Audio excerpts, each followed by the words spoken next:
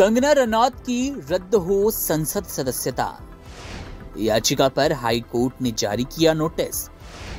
BJP सांसद की बढ़ गई मुश्किलें।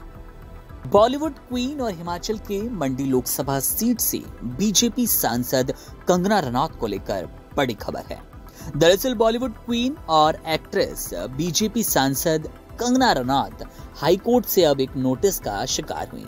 कंगना के चुनाव को कोर्ट में चुनौती दी गई और पूरे चुनावी प्रक्रिया को रद्द करने की मांग की गई। कोर्ट ने कंगना को 21 अगस्त तक अपना जवाब दाखिल करने के लिए कहा। ऐसे में कंगना की संसद सदस्यता पर अब चर्चा होने लगी। जानकारी के लिए बता दें कि कंगना हिमाचल प्रदेश की मंडी लोकसभा सीट से 74,755 वोटों से चुनाव जीती। उन्होंने कांग्रेस उम्मीदवार और पूर्व सीएम वीरभद्र सिंह के बेटे विक्रमादित्य सिंह को हरा दिया। विक्रमादित्य सिंह राज्य सरकार में लोक निर्माण विभाग में मंत्री भी हैं। विक्रमादित्य को 4,62,267 वोट मिले, जबकि कंगना रनौत को 5,37,002 वोट। अब इसी बीच सवाल ये बनता है कि आखिर कंगना के खिलाफ ये याचिका किसने दायर की। किन्नौर निवासी लायकराम नेगी की याचिका पर हाईकोर्ट ने बुधवार को कंगना रनौत को नोटिस जारी किया।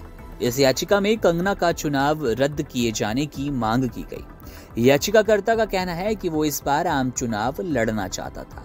इसके लिए उसने मंडी लोकसभा सीट से अपना नामांकन पत्र भी दाखिल किया, लेकिन उसके नामांकन पत्र को चुनाव अधिकारी ने गलत तरीके से खारिज कर दिया।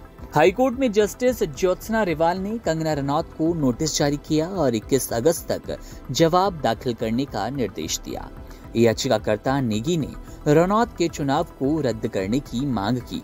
उन्होंने कहा कि मेरे नामांकन पत्र को रिटर्निंग ऑफिसर यानी कि उपायुक्त मंडी ने गलत तरीके से खारिज कर दिया। नेगी का कहना था कि वो वन विभाग में कर्मचारी थे। चुनाव के लिए उन्होंने वीआरएस लिया था। रिटर्निंग अधिकारी के सामने नामांकन पत्र के साथ विभागीय नो ड्यूज भी सबमिट किया। नेगी का कहना था कि नामांकन के दौरान मुझसे कहा गया कि सरकारी आवास को लेकर जारी बिजली, पानी और टेलीफोन के नो ड्यूज सर्टिफिकेट भी सबमिट करने होंगे।